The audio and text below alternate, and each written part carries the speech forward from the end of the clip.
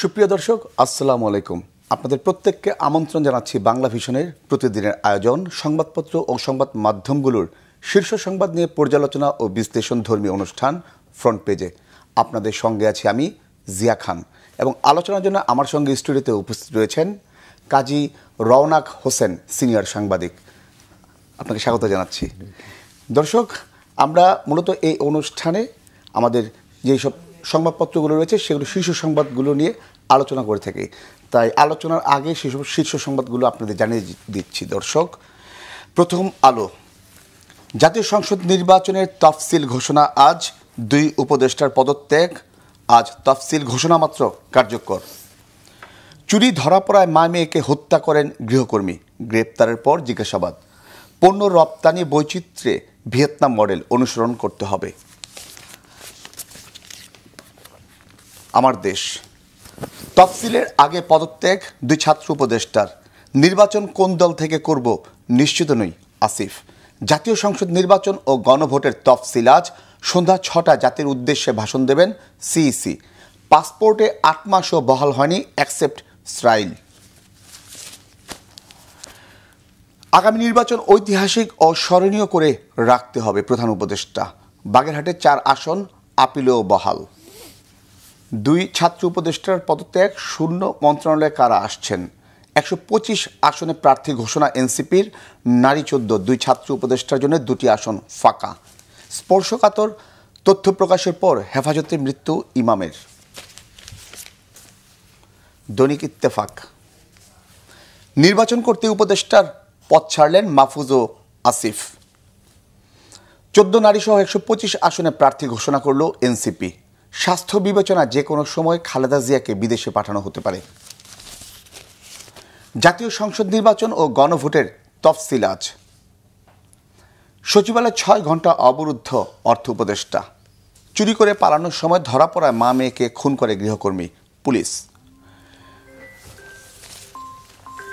সমকাল, 2 তরুণ উপদেষ্টার পদত্যাগ, 1জন নির্বাচনে যাচ্ছেন। জাতীয় সংসদ ও গণভোটের তফসিল আজ। 125 আসনে প্রার্থী ঘোষণা এনসিপির। দেশে 1% ধনীর হাতে 24% সম্পদ।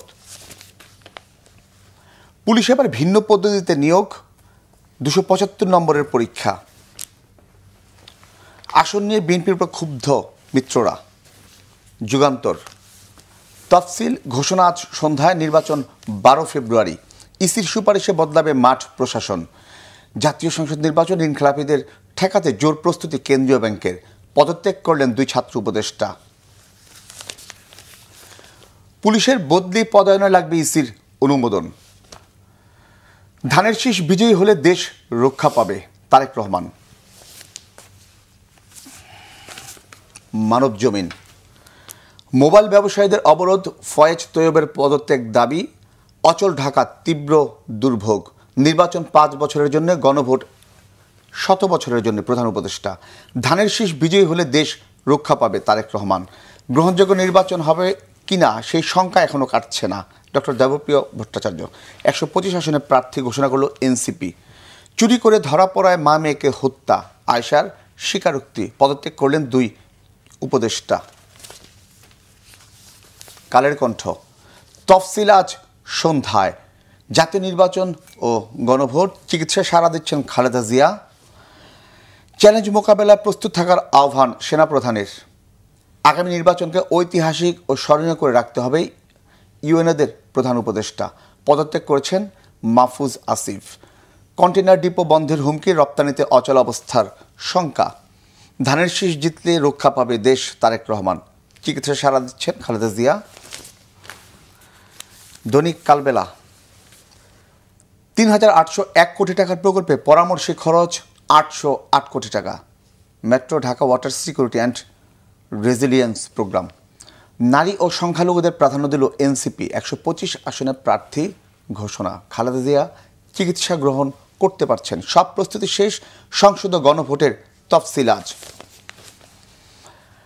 নির্বাচনে ধানের শীষ বিজয়ী হলে দেশ রক্ষা পাবে, তারেক রহমান। 35 ফুট গভীর গর্তে পড়ে গেল 2 বছরের সাজিদ, ডাকছিল মামা বলে। মাহফুজ আসিফ উপদেষ্টার পদত্যাগ ছেড়ে জনতার কাতারে। ভোট হতে পারে 12 ফেব্রুয়ারি। আজ সন্ধ্যা 6টায় তফসিল। সবার নজর ইসির দিকে। প্রধান উপদেষ্টা জাতীয় নির্বাচন স্মরণীয় করে রাখতে হবে। 125 আসনে এনসিপি প্রার্থী, চোখ অন্য দলের বিদ্রোহীদের দিকে। আন্দোলনের সঙ্গী হচ্ছে প্রতিপক্ষ। মতভিন্নতা ভেঙে যাওয়া দল হচ্ছে জোটবদ্ধ। আরেকটু উন্নতি হলেই খালেদা জিয়াকে লন্ডন নেওয়া হবে। চিকিৎসায় রেসপন্স করছেন। এখনই মাঠে নেমে পড়ুন, নইলে দেশ ধ্বংস হয়ে যাবে, নেতাকর্মীদের তারেক রহমান। মালয়েশিয়ার শ্রমবাজার সিন্ডিকেটে বন্দী। দেশ রূপান্তর। ভোটের ট্রেন ছাড়ছে আজ। সুষ্ঠু অবাধ নির্বাচন নিয়ে এখনও শঙ্কা রয়ে গেছে ডক্টর দেবপ্রিয় ভট্টাচার্য। কলকাতা ছাড়তে বাধা আওয়ামী লীগ নেতাদের। আইনশৃঙ্খলা বাহিনীর নজর তাদের উপর। ইউএনওতে সুষ্ঠু ভোটের নির্দেশনা প্রধান উপদেষ্টার। অবশেষে উপদেষ্টা মাহফুজ আসিফের পদত্যাগ। নয়া দিগন্ত। মহা দুর্নীতি, 1000 কোটি টাকার। মালয়েশিয়াগামী শ্রমিক রফতানিতে বাইরা সিন্ডিকেট। পদত্যাগ 2 ছাত্র উপদেষ্টার। 6 ঘন্টা সচিবালয়ে অবরুদ্ধ, পুলিশি পাহারায় অফিস ছাড়লেন অর্থ উপদেষ্টা। নির্বাচন 5 বছরের জন্য আর গণভোট 100 বছরের জন্য প্রধান উপদেষ্টা। সিইসির ভাষণের সন্ধ্যায় তফসিল। ভোট 10 বা 12 ফেব্রুয়ারি। ধানের শীষ বিজয়ী হলে দেশ রক্ষা পাবে, তারেক। দৈনিক ইনকিলাব। কাঙ্ক্ষিত ভোটের ঘোষণা আজ। আসিফ ও মাহফুজের পদত্যাগপত্র গ্রহণ করেছেন প্রধান উপদেষ্টা। 2 উপদেষ্টার পদত্যাগ। চিকিৎসায় রেসপন্স করছেন খালেদা জিয়া, ডক্টর জাহিদ হোসেন। ধানের শীষকে বিজয়ী করার কোনো বিকল্প নেই তারেক রহমান। অচিরে দেশে ফিরবেন তারেক রহমান। মির্জা আব্বাস। বিএনপিকে যে কোনো নির্বাচনোত্তর রাজনীতি মোকাবেলা করতে হবে। বণিক বার্তা। কন্টেইনার পরিবহন ও পতাকাবাহী জাহাজ ব্যবসা। সাবের হোসেন চৌধুরীর প্রভাব এখনও অটুট। জাতীয় নির্বাচন ও গণভোটের তফসিল ঘোষণা আজ সন্ধ্যায়। ভোটে লড়তে উপদেষ্টার পদত্যাগ, পদ ছাড়লেন মাহফুজ আলম ও Asif Mahmud. The Daily Star. Schedule for twin votes this evening. Khaleda is responding to treatment, says her doctor. NCP unveils 125 candidates, 14 women among them. Asif Mahfouz quit Advisory Council. New Age. Finance advisor kept confirmed to office for 6 hours. National polls scheduled today. Mahfouz Asif resigned as advisors. Police Commission made advisory experts. Election for next 5 years. Referendum for 100 years. Yunus. দর্শক, আমরা এতক্ষণ শুনছিলাম আজকের সংবাদপত্রগুলোর প্রধান শিরোনাম। এবার আমরা আলোচনায় যাব। কাজী রওনাক হোসেন নিশ্চয়ই শুনছিলেন, এবং আজকের যে সংবাদপত্রগুলো তাদের যে শিরোনাম, প্রত্যেকটা সংবাদে আজকে মূলত তফসিল ঘোষণা আজ, 2 ছাত্র উপদেষ্টার পদত্যাগ, বেগম খালেদা জিয়ার স্বাস্থ্য সহ বেশ কিছু বিষয় গুরুত্ব পেয়েছে। তো আলোচনার শুরুতে আমরা একটু আজকে যে তফসিল ঘোষণা করা হবে এবং সেই জাতীয় সংসদ এবং গণভোট একই দিনে তফসিল, এই বিষয়ে একটু কথা বলতে চাই। এবং মানে শোনার ধারণা তফসিল ঘোষণার আগে যে ভোট হতে পারে 10 অথবা 12 ফেব্রুয়ারি। এটা তো ডেটটা এখনও তো কনফার্ম করা যায় নাই, তবে 10 বা 12 ফেব্রুয়ারির ভেতরেই হতে হবে, এর কোনো বিকল্প নাই। কারণ হলো যে এরপরে কিন্তু রোজা এবং অন্যান্য জিনিসগুলো এসে যাচ্ছে। তো ফলে এই টাইমেই আমাদের ইলেকশন করতে হবে যদি হয়। তো যদি হয় বলছি এই কারণে যে এখনও অনেকের সংশয় আছে, অনেকেই ভাবছে যে হবে কি হবে না। যদিও আমি ব্যক্তিগতভাবে মনে করি যে ইলেকশনটা হওয়াটা অত্যন্ত জরুরি, কারণ একটা নির্বাচিত সরকার, এর আগে 17 বছর সরকার ছিল কিন্তু সেটা নির্বাচিত সরকার ছিল না। জনগণের ভোটে সত্যিকার অর্থে একটা নির্বাচিত সরকার প্রয়োজন দেশের জন্য, দেশের উন্নতির জন্য এবং দেশকে এগিয়ে নেওয়ার জন্য। তো সেক্ষেত্রে 10 তারিখ হোক আর 12 তারিখ হোক, ইলেকশনটা জরুরি। এবং এখানে প্রধান উপদেষ্টা যে কথা বারবার বলেছেন যে স্মরণীয় একটি ইলেকশন, এখন এটা অবশ্যই একটি স্মরণীয় ইলেকশন হবে, সেটা নেগেটিভ হোক আর পজিটিভ হোক, এখানে স্মরণীয় হবে। যদি এটা নিয়ে গণ্ডগোল হয়, মারামারি হয়, সেটাও স্মরণযোগ্য থাকবে, স্মরণীয় থাকবে। আর যদি স্মুথলি হয় সেটাও স্মরণীয় হবে। তবে এটা স্মরণীয় হবে, আমরা যেভাবেই বলি না কেন। শঙ্কার আশঙ্কা তো আপনি যেটা বললেন যে করছে, এবং এখানে আরেকটা খবর গুরুত্ব দিয়ে পাচ্ছে, যেটা ডক্টর দেবপ্রিয় ভট্টাচার্য, উনিও যে বিষয়টা বললেন। আর প্রধান উপদেষ্টা আগে থেকেই এই কথাটা বলে আসছিলেন যে এবার নির্বাচনের ঝুঁকির যে মাত্রা সব কিছু বিবেচনায়, তারপরও আমাদের সেনাপ্রধান কালকে উনি বলেছেন যে সুষ্ঠু নির্বাচনের স্বার্থে আইনশৃঙ্খলা বাহিনী, বাংলাদেশ সেনাবাহিনী তাদের সর্বোচ্চটা দিয়ে চেষ্টা করবেন। তো সব কিছু মিলিয়ে কি মনে হচ্ছে আসলে? আমি আপনাকে আগে বললাম যে কথা, যে আসলে যতভাবেই বলি না কেন এটা কিন্তু শঙ্কামুক্ত একটা ইলেকশন না। এখানে নানান ধরনের শঙ্কা আছে, কারণ প্রতিটি দল তাদের নিজ নিজ এজেন্ডা নিয়ে এগিয়ে যাচ্ছে। অনেক দল যাদের সামর্থ্য নাই, শক্তি নাই, তারাও এই সুযোগে চিৎকার করছে। এই যে চিৎকার এবং আস্ফালন করছে, এই সুযোগটা আছে এবং তারা তো সুযোগ পেলে একটু গন্ডগোল করার চেষ্টা করবেই। এরপর তো রয়েই গেছে যে আমাদের পতিত সরকার এবং তার সমর্থকরা, তাদের বিশাল সমর্থক, তারাও তো চুপ করে বসে। আমাদের আইন শৃঙ্খলা বাহিনীর এখন যে অবস্থান, তাদের যে কার্যক্রম, কি মনে হচ্ছে আপনার? আইন শৃঙ্খলা রক্ষাকারী বাহিনী এগুলোকে কন্ট্রোল করতে পারবে না। আচ্ছা, একেবারেই পারবে না। কারণ হচ্ছে প্রথমত যদি কন্ট্রোল করতে হয় সেটা হলো পুলিশ। তো পুলিশের মনোবলটাই নাই, এখনও নাই। কারণ পুলিশ চায় না যে পরবর্তী সরকারে এসে যেন তাদেরকে না বলে যে তোরা আওয়ামী লীগের চামচামি করেছিস, অথবা তোরা অমুকের চামচামি করেছিস, এটা যেন পরবর্তী সরকার এসে বলতে না পারে। এখন পুলিশের মধ্যে তো পরিবর্তন এসেছে অনেকে, যারা ওই সময়, হ্যাঁ, তারপরে এটা কেন থাকবে? না, তারপরে এটা থাকবে এই কারণে যে যদি এখন তারা সরকারের নির্দেশ অনুযায়ী সম্পূর্ণভাবে নিজেদেরকে নিয়োজিত করে, তাহলে যেটা হবে পরবর্তী সরকার যেই আসবে না কেন তারা বলবে যে তোমরা ওদের চামচামি করেছো। পুলিশের একটা সমস্যা হয়েছে যে ওরা অ্যাকশনে গেলেও সমস্যা, না গেলেও সমস্যা। আর পুলিশকে যে একেবারে ধোয়া তুলসী পাতা মনে করবেন, সেটারও কোনো সুযোগ নাই। পুলিশের যে অরিজিনাল চরিত্র সেটা সবসময়। তার মানে আপনি বলছেন নির্বাচন সুষ্ঠু হওয়া না হওয়া একটা পুলিশের উপর নির্ভর করছে? ডেফিনেটলি। কারণ পুলিশের মতন এত স্প্রেডেড এবং প্রত্যেকটা জায়গায় পুলিশ যতটা চেনে, মনে করেন যে একদম গ্রাম বা প্রত্যন্ত অঞ্চলে একটা থানার ওসি বা পুলিশরা সেই এলাকার সবাইকে চেনে, সব কিছু জানে। এটা কিন্তু ঢাকা থেকে যে আর্মি বা নেভি অথবা বিজিবি এরা কিন্তু পারবে না। এই জিনিসগুলো বাস্তব, এবং বাস্তব জিনিসগুলোই আমাদেরকে আসলে মাথায় রাখতে হবে।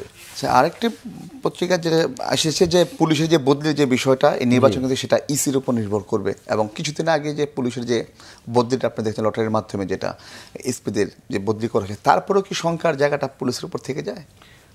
এটা হচ্ছে কি, এটা তো একদিনে গড়ে ওঠা একটা অপসংস্কৃতি না। তো এটা চট করে আপনারা একদিনে এক মাসে বদলে দিবেন তা কিন্তু হবে না। এটা আপনাদের মাথায় রাখতে হবে। এবং যে কারণে আমি বারবার বলছি যে এখানে পুলিশের পাশাপাশি স্থানীয় দলগুলোর, পলিটিক্যাল দলগুলোরও ভূমিকা অনেক গুরুত্বপূর্ণ। তাদেরকেও এই আইন শৃঙ্খলা রক্ষা করার জন্য পুলিশকে সহায়তা করতে হবে এবং নিজেদেরকেও সতর্ক থাকতে হবে। একটু আরেকটা বিষয় যাই, দুই ছাত্র উপদেষ্টার যে পদত্যাগ, এটা নিয়ে গুঞ্জন, জল্পনা কল্পনা অনেক আগে থেকে ছিল, এবং তারা ইলেকশনে আসবেন কি আসবেন না সেটা নিয়ে ছিল। যদিও একজন আসিফ মাহমুদ সজীব ভুঁইয়া নিশ্চিত করেছেন যে নির্বাচন করবেন, তবে কোন দল থেকে করবেন সেটা এখনও ক্লিয়ার হয়নি। পাশাপাশি আরেক উপদেষ্টা যিনি মাহফুজ, তিনি কিন্তু কোনো ঘোষণা দেননি যে এখন নির্বাচন করবেন কি করবেন না। তো এই যে জল্পনা কল্পনার কিন্তু এখনো অবসান হয়নি, তাদের যে পদত্যাগ, আবার নির্বাচনে যাবেন, সেটা রয়েই গেল। সেটা রয়ে গেল এবং সেটা রয়ে যাবে। এটাই হচ্ছে মজা, যে ওরা সব ডিসাইড করে রেখেছে কে কোথায় যাবে, কি করবে, কিন্তু বলছে না। সবাইকে একটু ধোঁয়াশা ভেতরে রাখতে চেষ্টা করছে। কেন বললেই সমস্যা কি? বললে সমস্যা হলো যে তাদের গুরুত্বটা কমে গেল। যদি তারা বলে ফেলতো যে আমি আজকে এনসিপি থেকে করবো, আরেকজন বলতো বিএনপি থেকে করবো, বা একজন বলতো যে আমি এনসিপি থেকে করবো, আরেকজন বলতো যে আমি প্রেস মিনিস্টার হিসেবে অমুক জায়গায় চলে যাচ্ছি, তো তাহলে তো আর আজকে এটা নিয়ে আলোচনা করতেন না আপনি, বা কেউ আলোচনা করতো না। এটা মানে যতক্ষণ সম্ভব ওরা গোপন রাখার চেষ্টা করছে একটাই কারণে, যে আলোচনা হোক না, একটু আলোচনা হলে তাদের ওজনটা বাড়ে, দামটা বাড়ে। আচ্ছা, এবং এনসিপি তাদের যে প্রার্থী ঘোষণা করেছে 25টা আসনে, 14টা নারী আসনে, এবং সেখানে 2টি আসন ফাঁকা রয়েছে, এবং সেটা নিয়েও অনেকে বলছে যে অনেকে মনে করছে এই দুটো আসন হয়তো বা এই দুজনের, কিন্তু সেটা নাও হতে পারে। আচ্ছা, অন্য কিছু কি আমরা দেখবো? মানে সেটা একটু যদি আলোচনায় আসে আর কি, যে কি ধরনের হতে পারে। আমি যেটা বলি যে কারণ অনেক কথাই আছে ঢাকা 10 নিয়ে কিংবা লক্ষ্মীপুর নিয়ে কিংবা এনসিপি কিংবা আরেক পার্টি জোটে যাওয়া, তাদের ইলেকশন করা, অনেক কথাই তো আসছে। অনেক কথাই আসছে, এবং এই কথা শেষ হবে না। এই কথা শেষ হবে না, ইলেকশন হওয়ার আগ পর্যন্ত শেষ হবে না। এবং ওই যেটা আপনাকে আমি আগেই বললাম, যে সবাই যার যার মতন করে চেষ্টা করছে। যার ক্ষমতা আছে, যোগ্যতা আছে, সেও করছে, যার ক্ষমতা নাই, যোগ্যতা নাই, সেও করছে। আস্তে আস্তে বোঝা যাবে যে কে আসলে যোগ্য বা কার শক্তি আছে, এবং কে এই সিচুয়েশনটাকে ওভারকাম করে তাদের অভীষ্ট লক্ষ্যে পৌঁছাতে পারবে। আরেকটি খবর, যেটা বেগম খালেদা জিয়া চিকিৎসায় রেসপন্স করছেন, এবং তাকে বাইরে নিয়ে যাওয়ার বিষয়ে আমরা কদিন ধরেই এটি বেশ গুরুত্ব সহকারে হচ্ছে, এবং আমরাও চাই তিনি সুস্থ হয়ে ফিরে আসুক। তো তার যে চিকিৎসায় রেসপন্স করা এখন করছেন, দেশে বাইরে নিয়ে যাওয়ার যে সম্ভাবনা এখন যাচ্ছে, তো আসলে এটা নিয়েও এখন পর্যন্ত গুজব যেটা ছড়াচ্ছে, এবং যারা মানে সুযোগ নেয়ার কিংবা কথা বলার, সেটা কিন্তু এখনো বন্ধ। তারা তো বলছে, যেমন আমি বলি যে এই ফেসবুকে একটা পোস্ট দেখলাম, আমার কাছে খুব খারাপ লাগলো, খুবই কষ্ট লাগলো। পোস্টটা খুব তিরস্কার করে লিখেছে যে ছেলেকে দেখতে মরা মা লন্ডনে যাচ্ছেন, মরা মা। তো এই ধরনের শব্দ বা এই ধরনের বক্তব্য আসলে খুবই অনাকাঙ্ক্ষিত। আমরা অত্যন্ত আনন্দিত যে দেশনেত্রী রেসপন্স করছেন। আমরা সবাই মনে প্রাণে চাই যে উনি সুস্থ হয়ে ফিরে আসুক, কারণ এই মুহূর্তে দেশের যে ক্রান্তিকাল, তাতে ওনার উপস্থিতিটাই অনেক গুরুত্বপূর্ণ। উনি তো অ্যাক্টিভলি আর পলিটিক্স করতে পারবেন না, কিন্তু উনি যে আছেন, এই আছেনটাই কিন্তু অনেক গুরুত্বপূর্ণ। এবং এই আছেনটা কিন্তু আপনার 5ই আগস্টেও আমরা পেয়েছি। উনি যেভাবে দেশবাসীকে শান্ত থাকতে বলেছিলেন, সেইটার এফেক্ট কিন্তু দেখেছি। নাহলে কিন্তু আপনি দেখেন যে তারেক রহমানও বলেছিল, উনিও বলেছিলেন, তা না হলে কিন্তু এরকম একটা পরিবর্তনের পর যেই রক্তক্ষয় বা যা হবার সাধারণত হয়, তা কিন্তু হয় নাই।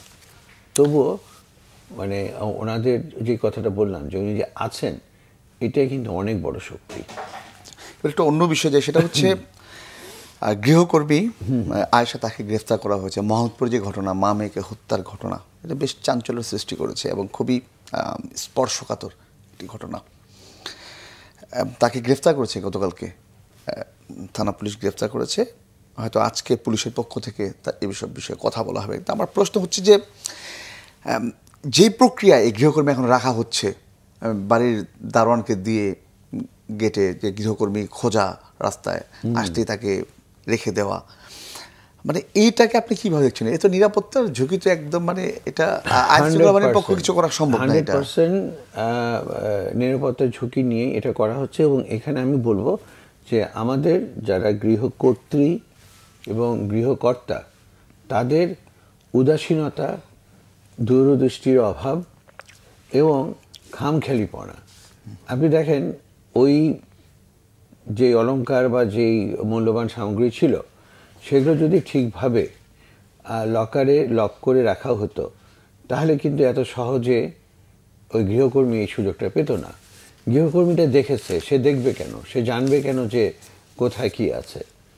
আর রাস্তা থেকে আপনি ধরে নিয়ে এসে একজনকে গৃহকর্মী বানিয়ে রেখে দিলেন, তা কিন্তু না। পুলিশের দিক থেকে কিন্তু বারবার বলা হয় যে এদের খোঁজ খবর নেবেন, এরা আসলে তাদের ছবি, এদের সব কিছু আমাদের কাছে পাঠাবেন। আমরা কেউই কিন্তু এটা মানি না। থানায় তাদের যে এনআইডি, সেটা জমা দেওয়ার কথা, আমরা এটা কেউ মানি না। দায় কার? দায় মানে যারা ভুক্তভোগী হচ্ছে তারাই। এবং এই যে দেখেন অবহেলার কারণে কিন্তু আজকে এই মা মেয়ে এই অকাল মৃত্যু হলো, অপমৃত্যু হলো। এটা মানে গৃহকর্মীর আমরা নেওয়ার সময় অবশ্যই আমাদের খুব সতর্কতার সাথে নেওয়া উচিত। শুধু গৃহকর্মী কেন, গৃহকর্মী, ড্রাইভার, কাজের লোক সব একই কথা। আরেকটা বিষয় যে সেটা হচ্ছে কালবেলাতে আসছে, তারা করছে যে ৩,৮০১ কোটি টাকার প্রকল্পে পরামর্শে খরচ ৮০৮ কোটি টাকা। এটা তো অনেক পুরনো কাহিনী। হ্যাঁ, মানে এটা নতুন বা এই ধরনের কাহিনীগুলো একদম পুরনো। এটা তো আসলে বন্ধ হওয়ার কিংবা একদম, এটা শোনেন, এটা বন্ধ তখনই হবে যখন আমরা নিজেদেরকে শুধরাতে পারবো, সংস্কার করতে পারবো এবং আমাদের লোভ লালসা কমে আসবে। আমি যেমন একদম ফ্র্যাঙ্কলি বলি যে এক জীবনে একটা মানুষের কত টাকা দরকার। এই যে মানে কাজের লোকের 400 কোটি টাকা, লন্ডনে 300 বাড়ি, 400 বাড়ি, 500 বাড়ি, এক একজনের বাড়ি রীতিমতো। তো এই জিনিসগুলো বন্ধ করতে হলে পরে আপনি খেয়াল রাখেন, এই যে খেলাপি ঋণের জন্য শুধু যে খেলাপি ঋণ হয়েছে তার কথায় দোষ দিচ্ছেন, তাহলে হবে না। এই খেলাপি ঋণ কখনই সম্ভব না যদি ব্যাংকের ঊর্ধ্বতন কর্মকর্তারা এটার সাথে জড়িত না থাকে এবং দেশের ঊর্ধ্বতন কর্মকর্তারা জড়িত না থাকে। সেটা তো আছে একদম।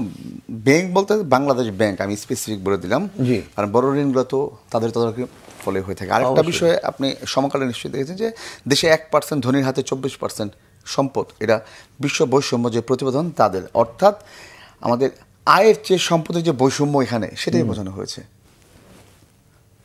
এটা এইসবের ফল, এইসবের ফল। কারণ না, এখন আপনি দেখেন না, তারপরে এইসবের ফলের ভিতরে সবচেয়ে মানে খারাপ যেই ব্যাপারটা সেটা হচ্ছে এখন ছেলেমেয়েরা চিন্তা করে যে আরে পড়াশোনা করে কি হবে।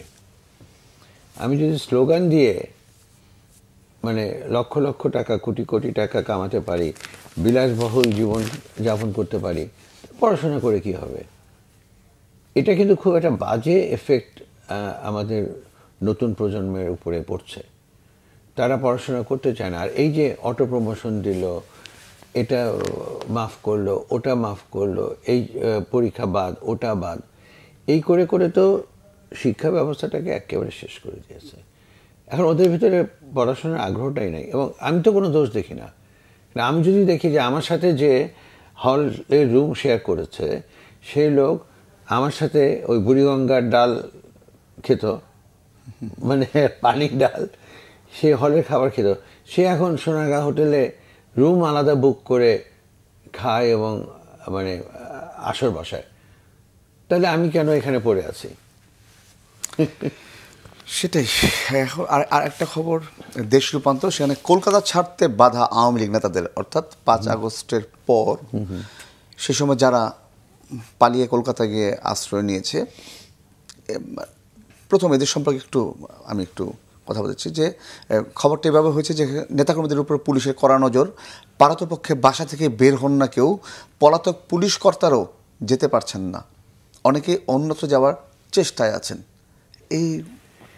এটা খুবই স্বাভাবিক। সেটা হলো কি যে যত কথাই বলেন, দুটো তো দেশ, ভারত এবং বাংলাদেশ।